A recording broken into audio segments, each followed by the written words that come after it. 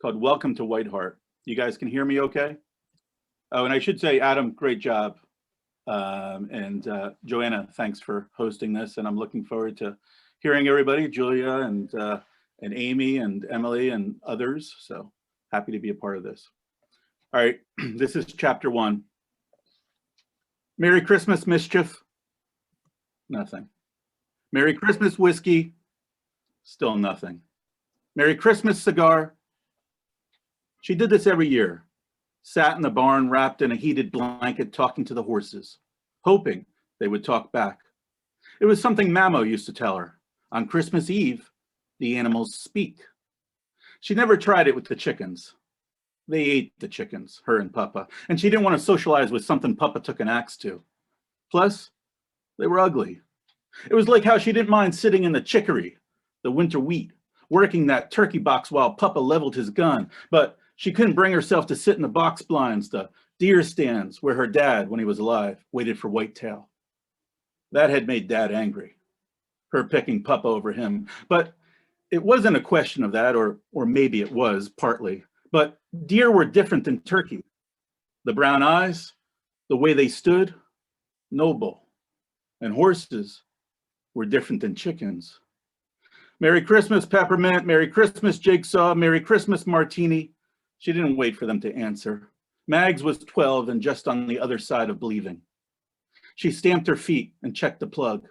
It was cold and the blanket still hadn't warmed up. Merry Christmas, Fancy Face.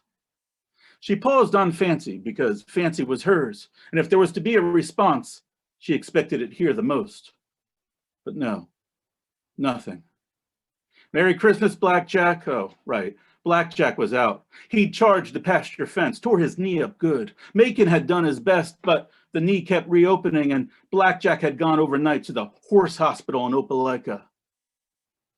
She huddled her shoulders and turtled her head down into the blanket. Mags awoke with a start. Her face was sore from where she'd been leaning against the wall, and a nailhead raised from the wood had pressed a circle into her cheek. The aisle was filled with mist. From off the lake, she guessed, even though the big sliding doors were closed. Then, something else, a sound. At first, she thought it was coming from above, from the loft, and she stuck her head up the hay chute. There was mist here, too, and it hung like breath in the throat of the shaft. Again, then again. Clear, or maybe she was clear, awake now for 5 minutes. In Blackjack's stall, the empty stall.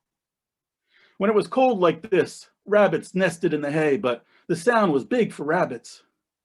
Again, rustling. She remembered how Shep, who owned the orchard one parcel over, had found a cougar sleeping under his porch.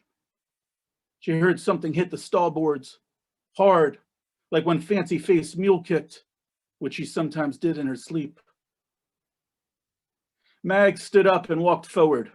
The plug held her briefly back, but she jerked it out of the wall and kept moving. She could feel the bumpy concrete through the soles of her slippers. The overheads were on, but the bulbs lit only the aisle and the feed buckets, leaving each stall black as a pocket, and she was glad for the flashlight. Some of the horses were asleep, whiskey and cigar standing, eyes closed, Martini and Peppermint stretched out, snoring and twitching like dogs.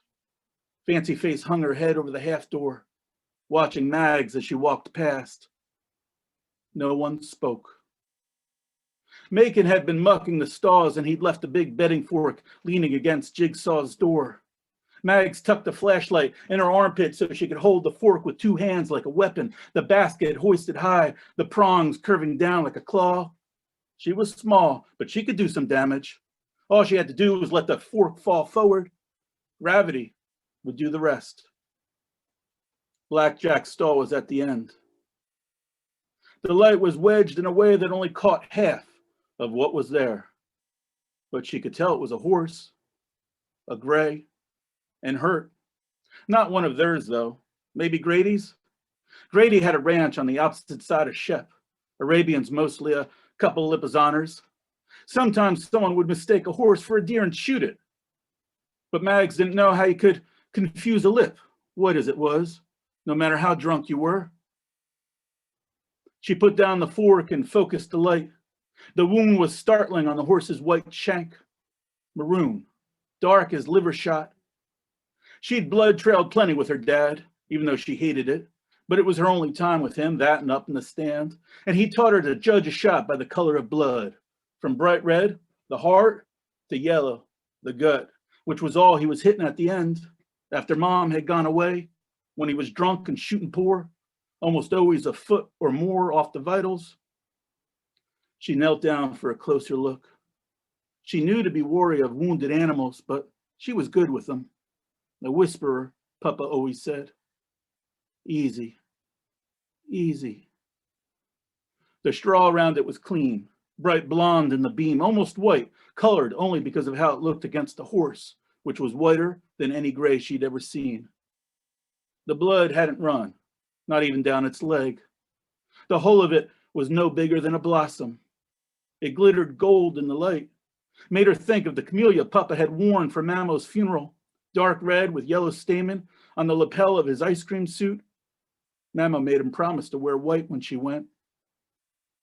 The horse groaned, and Mags noticed the branches. Papa had finally cut down that piss oak, bare and barkless, dead 10 years now. He'd put the rounds under the house. She'd seen him do that. But Mags couldn't think why he'd dragged the limbs in here. They were jabbing and poking the horse's head.